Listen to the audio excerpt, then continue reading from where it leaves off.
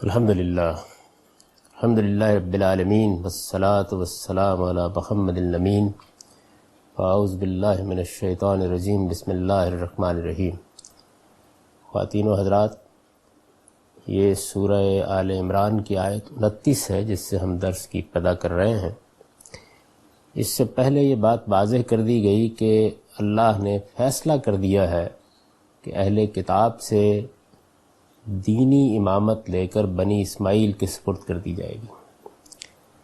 چنانچہ اس موقع پر مسلمانوں سے یہ کہا گیا کہ یہ اب منکرین ہیں، اللہ کے پیغمبر کی طرف سے اتمام حجت کے باوجود انہیں اصرار ہے کہ یہ نہیں مانیں گے، لہٰذا اب یہ خدا کے عذاب کی زد میں ہیں، ان کے ساتھ اب تمہارا تعلق دوستی کا نہیں ہونا چاہیے۔ اس موقع پر یہ ہدایت کی گئی۔ اسی بات میں اب آگے فرمایا ہے کہ قُلْ إِن تُخْفُوا مَا فِي صُدُورِكُمْ أَوْ تُبْدُوهُ يَعْلَمْهُ اللَّهُ، کہ اے پیغمبر ان مسلمانوں سے کہہ دو۔ یہ کون سے مسلمان ہیں؟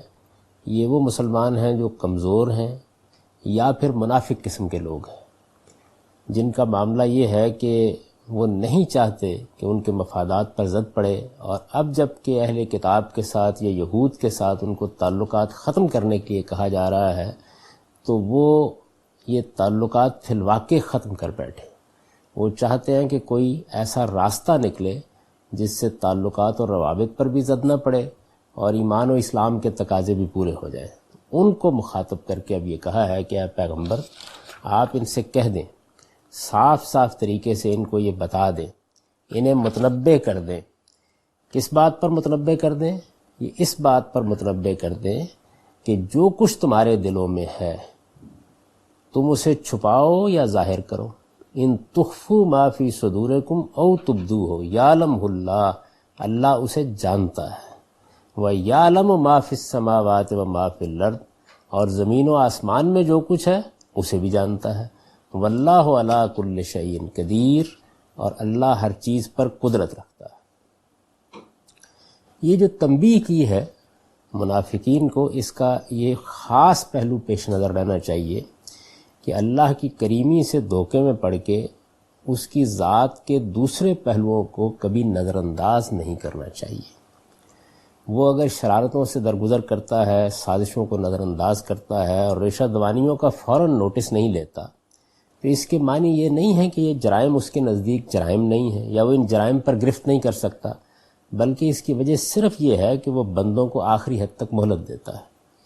یہ مہلت بہرحال مہلت ہے جو ایک دن ختم ہونی ہے، اس کے بعد اس کے عدل کا، اس کے انصاف کا ظہور ہوگا، اور یہ جو عدل ہے، یہ انصاف، یہ بھی اس کی ذات ہی کا ایک پہلو ہے۔ اس دنیا میں اگر یہ عدل اور یہ انصاف ظہور میں نہیں آیا تو اس سے کوئی یہ نہ سمجھ بیٹھے کہ یہ ظہور میں آئے گا ہی نہیں۔ خدا کے کاموں میں دیر ہے، اندھیر نہیں ہے۔ جب اس کی ذات کا یہ پہلو سامنے آئے گا تو ہر شخص پر کھل جائے گا کہ اس سے زیادہ زوراور، اس سے زیادہ بیلاگ اور اس سے بڑا منتقم و قہار کوئی بھی نہیں۔ یہ اصل میں تنبیہ ہے جو اس خاص پہلو سے ان لوگوں کو کی ہے۔ اس تنبیہ کو ذہن میں رکھیے، اور پھر یہ دیکھیے کہ یہاں رسالت مآب صلی اللہ علیہ وسلم کو مخاطب کر کے کس طریقے سے مسلمانوں کو توجہ دلائی ہے کہ تم اللہ کے پیغمبر کے سامنے آ کر ایک بات کرتے ہو، بظاہر یہ کہتے ہو کہ ان کے خلاف کوئی بڑی کارروائی نہیں ہونی چاہیے، تعلقات کو بھی قائم رکھنا چاہتے ہو، لیکن کیا فی الواقع یہ جذبہ دین اور ایمان کی خیرخواہی میں ہے؟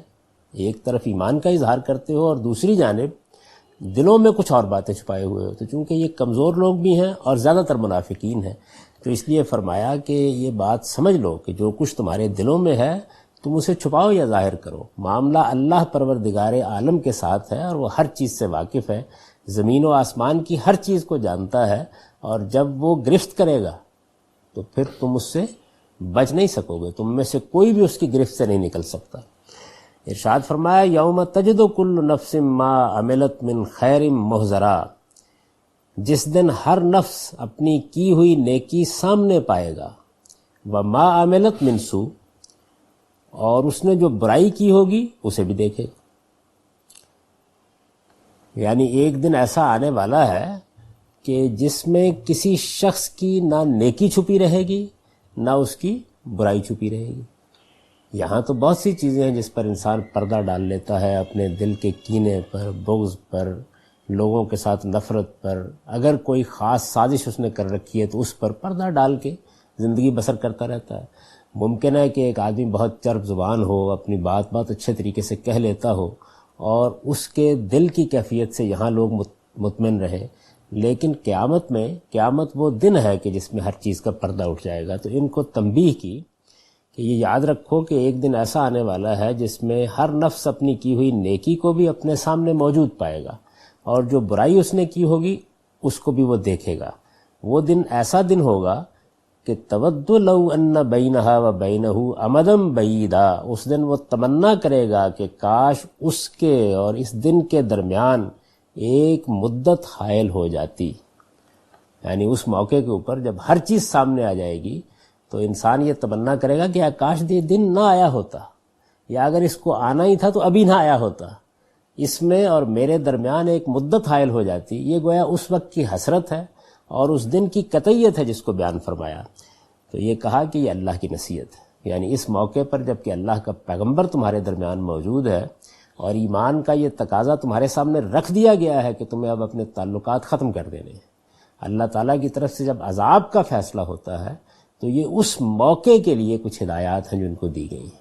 یعنی اللہ کے پیغمبر نے حجت تمام کر دی، ہر پہلو سے حق کو واضح کر دیا، اب اللہ تعالیٰ کا عذاب آنے والا ہے۔ یعنی وہ صورت ہونے والی ہے کہ ایک طرف نوح کی کشتی ہے جس میں کچھ لوگوں کو سوار ہونے کے لیے کہا جا رہا ہے کہ وہ الگ ہو جائے، اور دوسری جانب کچھ لوگ وہ ہیں کہ جن کو عذاب کی زد میں ہونا ہے۔ اس میں اگر نوح کا بیٹا بھی ہے تو اس میں بھی اگر وہ کوئی بات کریں گے تو اس پر تنبیہ ہو جائے گی، جیسے سیدنا نوح علیہ السلام کو بھی بیٹے کے معاملے میں جذبات کے اظہار پر تنبیہ کر دی گئی کہ یہ نہیں، یہ موقع اب نہیں ہے، معاملہ ختم ہو گیا، اب اس کے بعد اللہ تعالیٰ کی گرفت شروع ہو رہی ہے، اس موقع پر اب کوئی تعلقات قائم نہیں رکھے جا سکتے۔ یہ ہے اصل میں اس ہدایت کا محل۔ قرآن مجید میں جہاں جہاں بھی آئی ہے اسی موقع اور اسی محل میں آئی ہے، یعنی یہ کوئی عمومی حکم نہیں ہے اہل کتاب کے بارے میں یا مسیحیوں کے بارے میں یا یہود کے بارے میں۔ ہم ہر طرح کے حالات میں اپنے معاملات کو سامنے رکھ کر ان کے ساتھ معاملہ کریں گے، تعلقات بھی رکھیں گے۔ ظاہر ہے کہ شادی بیاہ کے معاملات بھی ہوں گے، ان کے ساتھ شادی کی اجازت دی گئی ہے، میل ملاپ کے معاملات بھی ہوں گے، وہ آگے زیر بحث آ جائیں گے۔ لیکن جس وقت اللہ کے پیغمبر کی طرف سے اتمام حجت کے بعد عذاب کا فیصلہ ہو گیا، اس موقع پر مسلمانوں سے کہا گیا کہ اب کوئی تعلق نہیں رکھا جا سکتا، اور وہ بہت سخت معاملہ ہے جس کو یہاں بیان کیا جا رہا ہے۔ تو فرمایا کہ اللہ کی نصیحت ہے، اور تنبیہ کی کہ وَيُحَذِّرُكُمُ اللَّهُ نَفْسًا، اللہ تمہیں اپنے آپ سے ڈراتا ہے۔ کس لیے ڈراتا ہے؟ اس لیے ڈراتا ہے کہ واللہ رؤوف بالعباد، اللہ اپنے بندوں کے لیے بڑا مہربان ہے۔ چونکہ اس وقت عذاب کا معاملہ ہونے والا ہے، اللہ تعالیٰ کی گرفت میں لوگ آنے والے ہیں، ان کے ساتھ شامل رہو گے تو اس گرفت میں تم بھی آ جاؤ گے۔ یہ اللہ کی مہربانی اور عنایت ہے کہ اس نے تم کو متنبع کر دیا، ہوشیار کر دیا۔ یعنی اللہ تعالیٰ چونکہ اپنے بندوں کے لیے بڑا مہربان ہے اور قیامت کے دن ان کو برے نتائج سے بچانا چاہتا ہے، اس لیے وہ اپنے آپ سے ان کو بار بار ہوشیار کر رہا ہے کہ اس کی ڈھیل سے کسی غلط فہمی میں مبتلا نہ ہو جائے۔ انہیں معلوم ہونا چاہیے کہ وہ جب پکڑے گا تو اس کی پکڑ بڑی ہی سخت ہوگی، اس سے نکلنا کسی کے لیے ممکن نہیں ہوگا۔ قُلْ إِن كُنتُمْ تُحِبُّونَ اللَّهَ فَاتَّبِعُونِي يُحْبِبْكُمُ اللَّهُ، فرمایا ان سے کہہ دو اے پیغمبر کہ اگر تم اللہ سے محبت رکھتے ہو تو میری پیروی کرو۔ یعنی مطلب یہ ہے کہ اس وقت اگر اللہ سے محبت کا دعویٰ ہے، اللہ کے اوپر ایمان کا دعویٰ ہے، تو اس دعوے کے لیے پیغمبر کی ذات موجود ہے، اور اس وقت اس دعوے کا اصلی امتحان یہی ہے کہ پیغمبر کے ساتھ تم کیا معاملہ کرتے ہو۔ تو اس لیے ان کے سامنے ایک واضح معیار، ایک واضح کرائٹیرین رکھ دیا ہے کہ اگر تم یہ سمجھتے ہو کہ تم اللہ سے محبت رکھنے والے ہو، ظاہر ہے کہ جس وقت ان کو یہ کہا جاتا تھا کہ محبت کے تمام تعلقات ان لوگوں سے توڑ لو اور اللہ کے ساتھ محبت کے تقاضے پورے کرو، تو وہ بہت اصرار سے کہتے تھے کہ ہم تو اللہ سے محبت رکھتے ہیں۔ تو اس وجہ سے یہ معیار ان کے سامنے رکھ دیا کہ اگر واقعی اللہ کے ساتھ محبت کا دعویٰ ہے تو اس وقت تو اللہ کی محبت کا معیار پیغمبر کی پیروی ہے۔ تو فرمایا کہ ان سے صاف صاف کہہ دیں کہ اگر تم اللہ سے محبت رکھتے ہو تو میری پیروی کرو، اللہ تم سے محبت کرے گا۔ یعنی اللہ سے محبت اگر فی الواقع ہے اور اللہ کا پیغمبر دنیا میں موجود ہے تو پھر یہ کیسے ہو سکتا ہے کہ آدمی پیغمبر کے حکم کی خلاف ورزی کرے، پیغمبر کی جماعت سے اپنے آپ کو الگ کر لے، پیغمبر کی نصرت سے گریز کرے اور پھر یہ دعویٰ کرے کہ اللہ کی محبت موجود ہے۔ تو فرمایا کہ اللہ کی محبت حاصل کرنا چاہتے ہو اور اللہ کی محبت سے کا دعویٰ رکھتے ہو تو اس کا طریقہ اس کے سوا کوئی نہیں ہے کہ تم اللہ کے پیغمبر کی پیروی کرو. اگر یہ کرو گے تو اللہ تعالیٰ تمہارے گناہوں کو بخش دے گا. ارشاد فرمایا یحببکم اللہ، اللہ تم سے محبت کرے گا، ویغفر لکم ذنوبکم، اور تمہارے گناہوں کو بخش دے گا. واللہ غفور الرحیم، اور اللہ بخشنے والا ہے، اس کی شفقت ابدی ہے، اس کی شفقت ہمیشہ ہمیشہ کے لیے ہے. یہ ان مسلمانوں کو وہ صحیح رویہ سکھایا ہے جو اللہ سے محبت کا دعویٰ رکھنے کے بعد اس کے رسول کے معاملے میں انہیں اختیار کرنا چاہیے. ظاہر ہے کہ جب اللہ کا پیغمبر دنیا میں موجود ہو اس وقت تو ہر لحظہ اس کے تقاضے سامنے آتے رہتے اور آ رہے تھے، یعنی ہر دوسرے دن کوئی نہ کوئی تقاضا سامنے ہوتا تھا اور ایک کشمکش برپا تھی. رسالت میں آپ صلی اللہ علیہ وسلم کے دنیا سے رخصت ہو جانے کے بعد اب قیامت تک کے لیے آپ ہی دین کا ماخذ ہے، یعنی آپ ہی کے ذریعے سے اللہ کی ہدایت حاصل ہوگی. ہمارے لیے واسطہ رسالت میں آپ صلی اللہ علیہ وسلم کی ذات ہے، قرآن ان سے ملا ہے اور باقی ہدایت بھی ان سے ملی ہے. تو ظاہر بات ہے کہ اس وقت بھی اس کے سوا کوئی راستہ نہیں ہے کہ اگر اللہ کی سچی محبت کوئی شخص حاصل کرنا چاہتا ہے تو اس کو اللہ کے پیغمبر کی پیروی کرنی چاہیے. اللہ کا پیغمبر ایک نمونہ ہے کہ وہ کس طرح کے لوگ ہیں جسے اللہ اس دنیا میں دیکھنا چاہتا ہے. چنانچہ فرمایا بھی ہے کہ تمہارے لیے اللہ کے پیغمبر کی ذات میں ایک بہترین نمونہ ہے. تو رسالت میں آپ صلی اللہ علیہ وسلم کی پیروی یہی در حقیقت دین کی بنیادی حقیقت ہے. تو ارشاد فرمایا کہ اس وقت تمہارے سامنے یہی معیار ہے، یہ کرو گے تو اللہ تعالیٰ یہ صلہ دے گا کہ گناہ بخش دے گا. اور یہ بات یاد رکھو کہ اللہ تعالیٰ بڑی مغفرت فرمانے والا ہے، اور جب وہ شفقت کرتا ہے تو وہ کبھی منقطع نہیں ہوتی، وہ ہمیشہ ہمیشہ کے لیے کرتا ہے. قل اطیعوا اللہ والرسول، کہہ دو کہ اللہ اور اس کے رسول کی اطاعت کرو. یعنی یہ مطالبہ گویا واضح لفظوں میں سامنے رکھ دیا. اللہ اور اللہ کے پیغمبر نے اس وقت جو حکم دیا ہے، جس چیز پر کھڑا کرنا چاہا، یہ وہی بات ہے جو پیچھے بیان ہوئی ہے کہ تمام تعلقات توڑ کے اپنے آپ کو یکسو کرو، بالکل ٹھیک ٹھیک مسلمانوں کی جماعت کے ساتھ کھڑے ہو جاؤ، اللہ تعالیٰ کا فیصلہ صادر ہونے والا ہے. تو ارشاد فرمایا کہ یہ اب تمہارے ساتھ لازم ہے. فَإِن تَوَلَّوْا فَإِنَّ اللَّهَ لَا يُحِبُّ الْكَافِرِينَ. فرمایا پھر اس کے بعد بھی، یعنی اس تنبیہ کے بعد بھی، اس طریقے سے توجہ دلانے کے بعد بھی، اس طرح حقیقت واضح کر دینے کے بعد بھی اگر یہ منہ موڑتے ہیں تو پھر انہیں بتا دیا جائے کہ اس طرح کے منکروں کو اللہ پسند نہیں کرتا. یہ نہایت سخت الفاظ میں اس بات کا اعلان ہے کہ یہ لوگ، یعنی جو اس وقت مسلمان ہیں، ظاہر ہے کہ اس سے مراد وہ مسلمان نہیں ہیں جو مخلصین ہیں، جو رسالت میں آپ صلی اللہ علیہ وسلم کے ساتھ کھڑے ہیں، جو جلیل القدر صحابہ کرام ہیں، وہ یہاں مخاطب نہیں ہیں. کمزور لوگ مخاطب ہیں یا منافق قسم کے لوگ مخاطب ہیں. تو ان کو بتایا گیا ہے کہ سیدھے سیدھے اللہ اور رسول کی اطاعت کرو، ورنہ تمہیں بھی منکروں میں شامل سمجھا جائے گا، انہی منکروں میں جن سے دوستی رکھتے ہو. یعنی یہ بات واضح کر دی. اس میں اور اس سے پہلے کی آیت میں جو باتیں خاص طور پر پیش نظر رکھنے کی ہیں وہ سمجھ لینی چاہیے. ایک یہ کہ اگر آپ ان دونوں آیتوں کو دیکھیں، اس آیت کو اور اس سے پہلی آیت کو، تو دونوں کے لب و لہجے میں تھوڑا سا فرق ہے. پہلی آیت میں شفقت ہے، دوسری میں تنبیہ اور تہدید کا انداز ہے. یعنی گویا یوں سمجھ لیجئے کہ پہلے محبت سے سمجھایا ہے اور پھر نتائج پر بھی باخبر کر دی ہے. دونوں پہلوؤں کو ساتھ ساتھ رکھا ہے. دوسری بات جو ان سے معلوم ہوتی ہے وہ یہ ہے کہ ایمان کی اصل روح کیا ہے. ایمان کی اصل روح اللہ کی محبت ہے، اور اس محبت کے لیے یہ شرط ہے کہ اس کے ساتھ کوئی ایسی محبت جمع نہ ہونے پائے جو اس کے ضد ہو. یہ جو میں نے عرض کیا کہ اصل روح اللہ کی محبت ہے، تو یہی اصل میں دین کا بنیادی پیغام ہے. ہم نے اپنے پروردگار کو دریافت کر لیا، اس حقیقت پر متنبع ہو گئے. دیکھیے نا، ماں کے بارے میں متنبع ہو گئے کہ وہ ایک حقیقت ہے، اس نے ہمیں جنم دیا ہے. باپ کے بارے میں ہمیں شعور ہو گیا کہ یہ ہے کہ جس نے ہمارے اوپر شفقت کا ہاتھ رکھا تھا. تو جیسے ہی آپ کسی چیز کی معرفت حاصل کر لیتے ہیں تو اگر آپ کا اخلاقی وجود بیدار ہے تو پھر اس کے تقاضے بھی خود ہی سامنے آ جاتے ہیں. یعنی اس کے لیے کوئی بات کرنے کی ضرورت نہیں ہوتی. تو جب اللہ کو دریافت کر لیا انسان نے کہ ہے میرا ایک خالق اور پروردگار، تو پھر تو سب ہستیوں سے بڑھ کر وہی ہستی ہے کہ جس کے ساتھ انسان کا تعلق ہونا چاہیے. اور یہ تعلق ظاہر ہے کہ محبت کا تعلق ہوگا. یعنی جس نے ہمیں وجود بخشا ہے، جسے ساری نعمتیں دی ہیں، جس کی شفقت ہمیشہ کے لیے ہے، جس نے ہمارے لیے ایک ابدی زندگی بنائی ہے، جس نے ایک ایسی مخلوق کے طور پر ہمیں سرجا ہے کہ ہم ہمیشہ ہمیشہ کے لیے اگر چاہیں تو زندگی پا سکتے ہیں، اور وہ زندگی نعمتوں کی زندگی پا سکتے ہیں جس میں کوئی غم نہیں ہوگا، کوئی کلفت نہیں ہوگی، جس میں جو چاہیں گے ملے گا. اس عظیم نعمت کے ساتھ اگر ایک خالق کا آپ تصور کریں تو پھر اس کے بعد محبت ہی کا جذبہ ہے کہ جو پیدا ہونا چاہیے. چنانچہ سارے ایمان کی روح وہی ہے. یعنی یہ اصل میں خدا کی معرفت کے بعد پیدا ہونے والا فطری جذبہ ہے، اس کی طرف توجہ دلائی ہے، اور پھر یہ بتا دیا ہے کہ اس محبت کے لیے یہ البتہ شرط ہے کہ اس کے ساتھ کوئی ایسی محبت جمع نہیں ہو سکتی جو اس کے ضد ہو.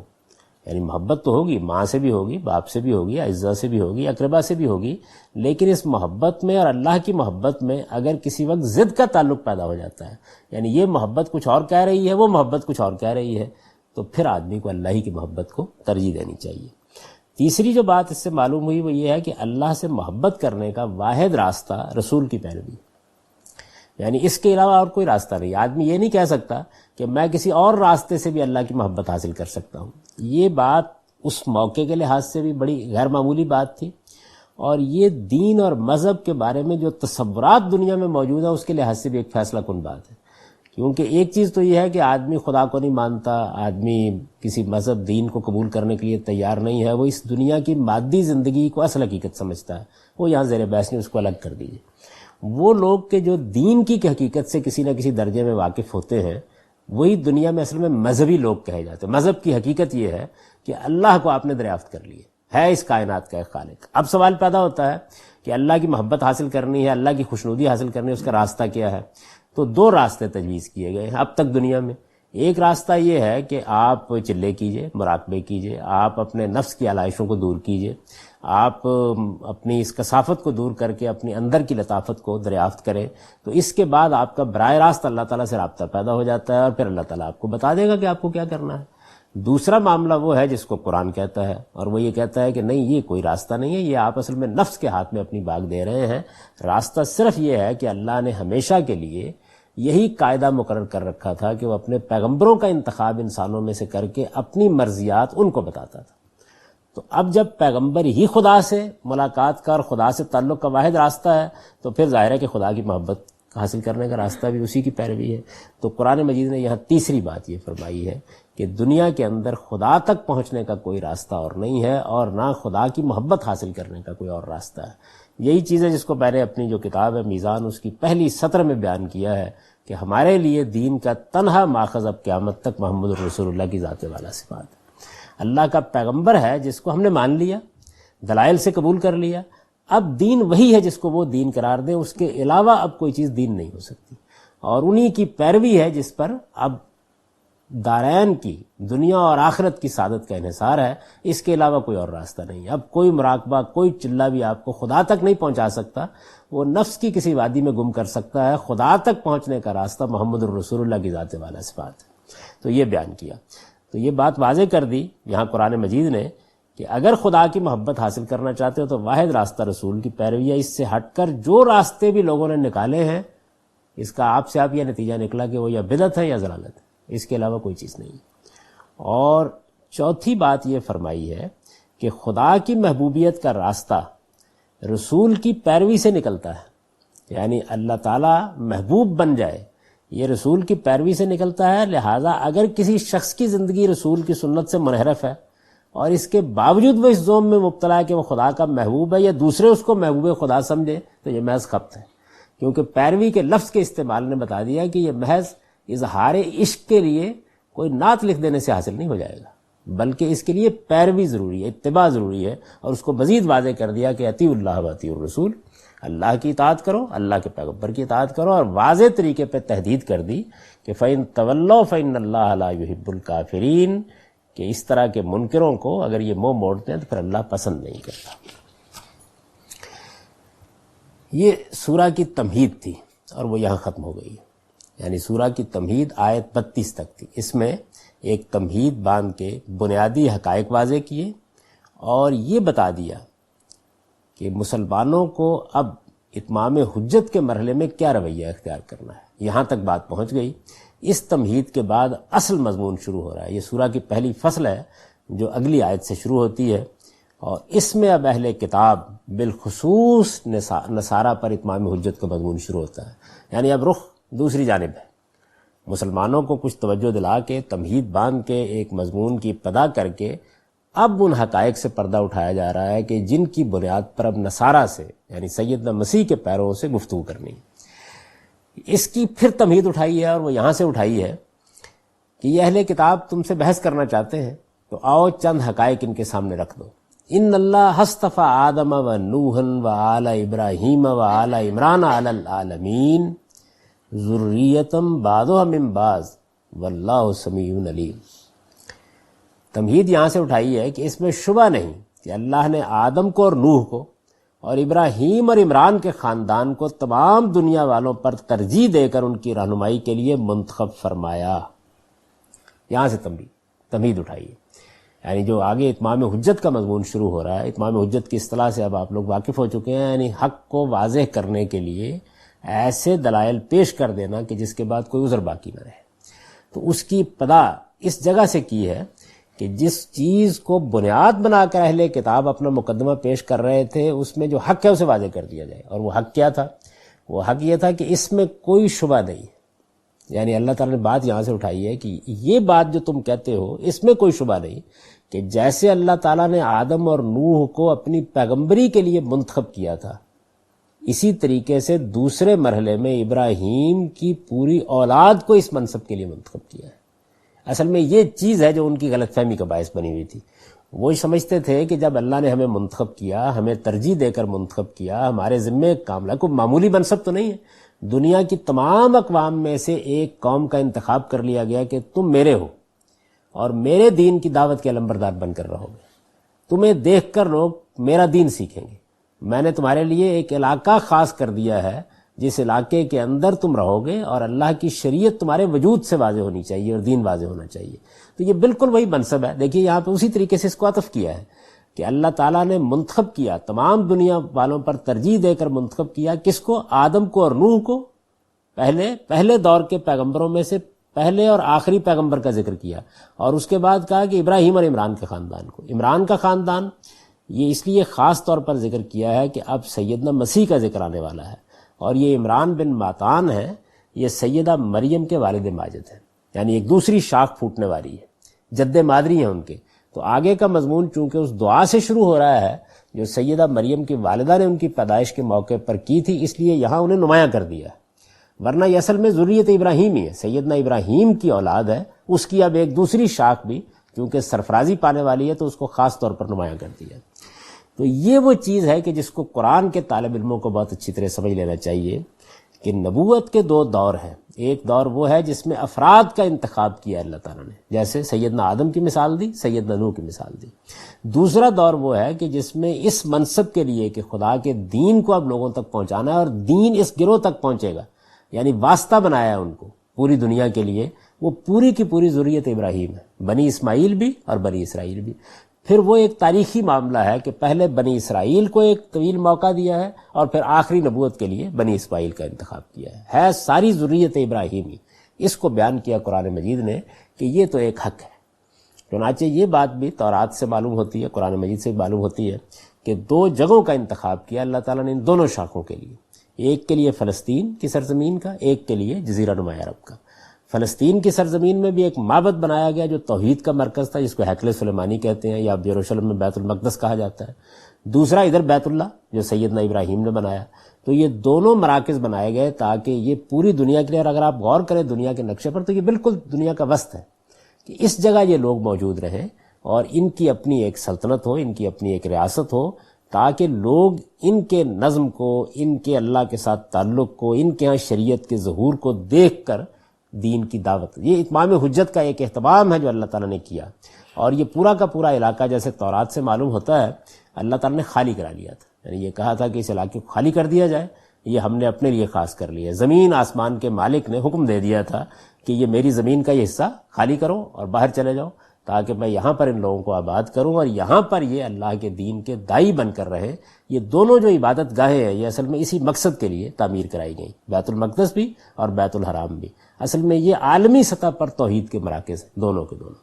تو بنی اسرائیل ظاہر ہے کہ اس بڑے منصب پر جب فائز ہوئے ہیں اور دنیا والوں پر ترجیح دے گا، جیسے قرآن کے اپنے الفاظ ہیں، ان کو منتخب کیا گیا، تو اس کے نتیجے میں جن غلط فہمیوں میں مبتلا ہوئے اور جس طریقے سے انہوں نے معاملے کو خراب کیا ہے وہ اتمام حجت کا مضمون ہے جو آگے شروع ہونے والا ہے۔ تمہید یہاں سے اٹھائی ہے کہ یہ تو ایک حق ہے، یعنی اس میں کوئی شبہ نہیں، یہ ٹھیک ہے کہ یہ منصب تمہیں دیا گیا اور تم دونوں ہی کو دیا گیا، یہ ایک دوسرے کی اولاد ہے۔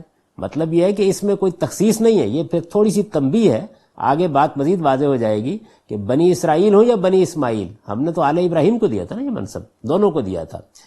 فرمایا پھر جو کچھ یہ کہتے اور کرتے رہے ہیں، اللہ اس کے معاملے میں کہیں ناواقف نہیں بیٹھا ہوا تھا، یعنی ذمہ داری دے کر، منصب دے کر اللہ تعالیٰ دیکھتا رہا ہے، اس لیے کہ واللہ سمیع علیم، اللہ سمیع علیم ہے، سنتا بھی ہے، جانتا بھی ہے۔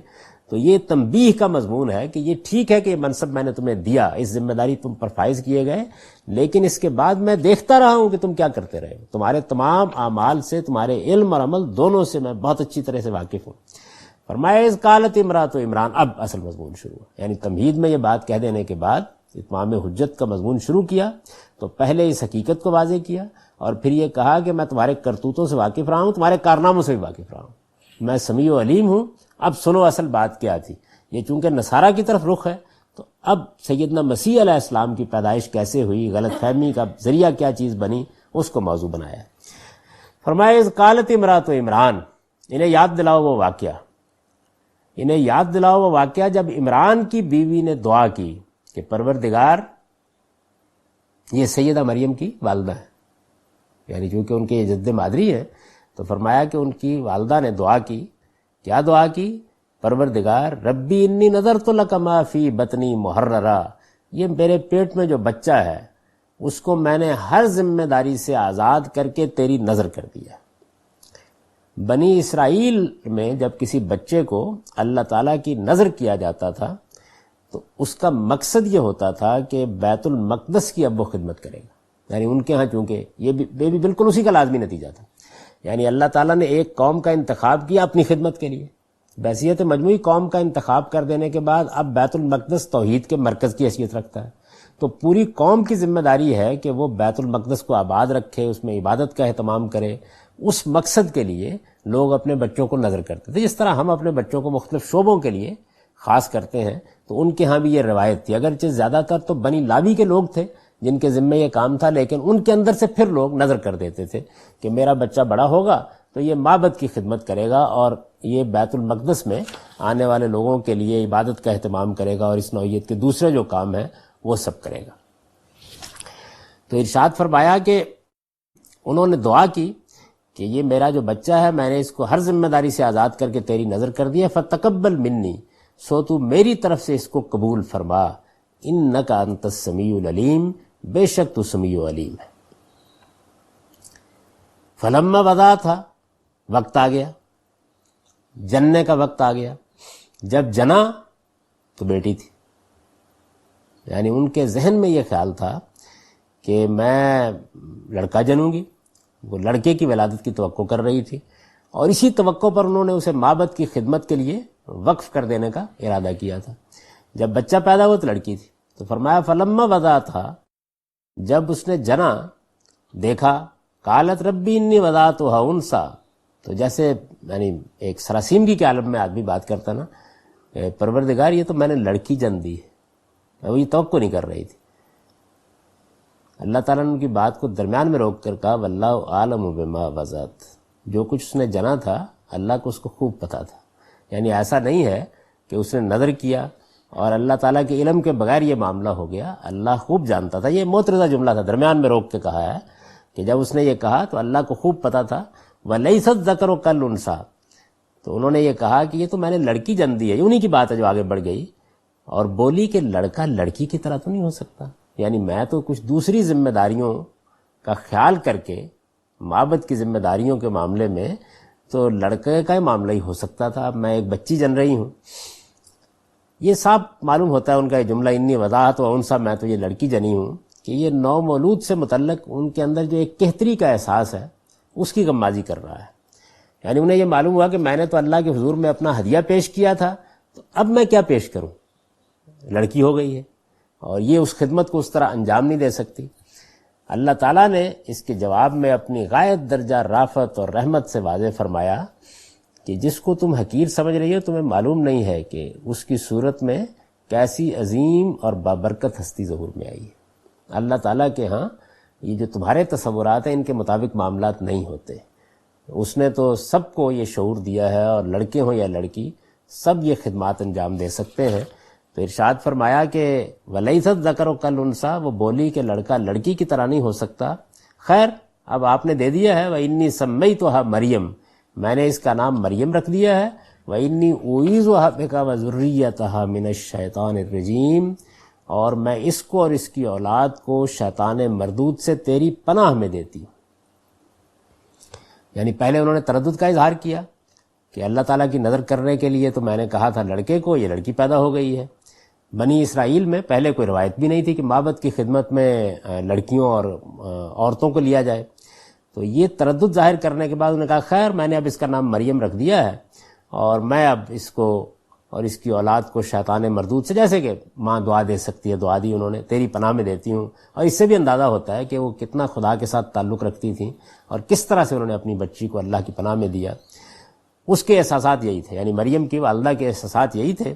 لیکن فَتَقَبَّلَهَا رَبُّهَا بِقَبُولٍ حَسَنٍ، پروردگار نے اس لڑکی کو بڑی خوشی کے ساتھ قبول فرمایا. وَأَنبَتَهَا نَبَاتًا حَسَنًا، اور نہایت عمدہ طریقے سے پروان چڑھایا. وَكَفَّلَهَا زَكَرِيَّا، اور جب انہوں نے نظر کیا تو زکریا جیسی شخصیت کو اس کا سرپرست بنا دیا.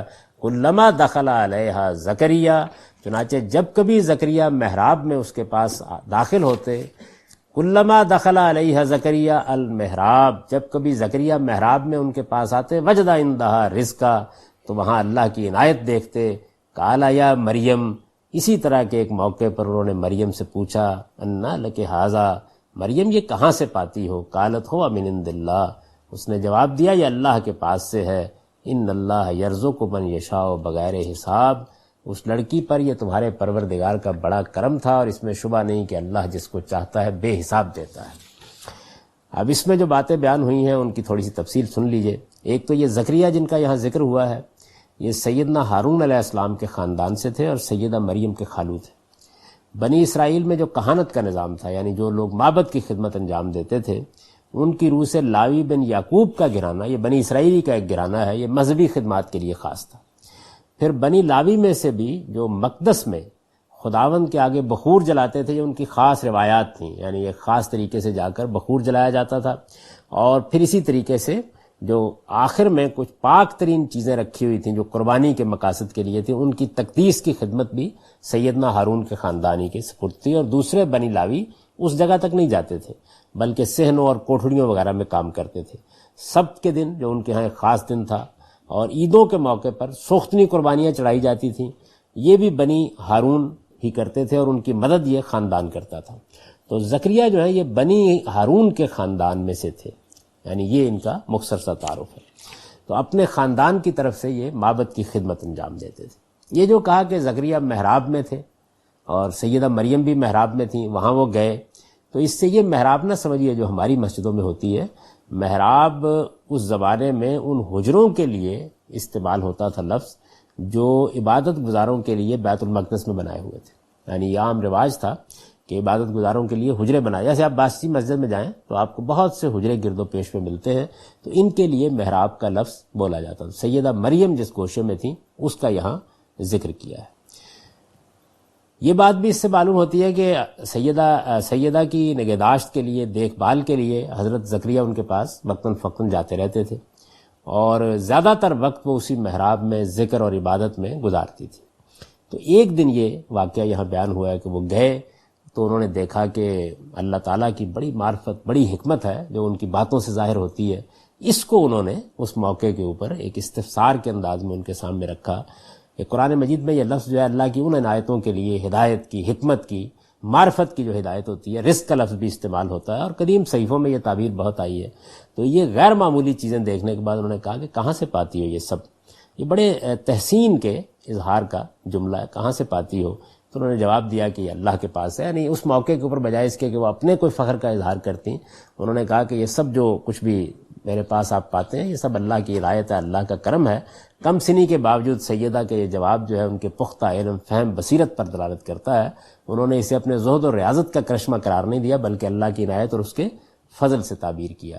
تو یہ موقع ہے کہ جس موقع کے اوپر پھر اللہ تعالیٰ نے ان کی تحسین فرمائی اور یہ کہا کہ یہ کرم تھا، یہ عنایت تھی جو ہم نے سیدہ پر کر رکھی ہوئی تھی، اور سیدہ پر یہ جو ہمارا کرم تھا یہ اللہ تعالیٰ اپنے ان بندوں پر کیا کرتا ہے جو اس کے خاص بندے ہیں اور جن کو وہ چاہتا ہے بے حساب دیتا ہے۔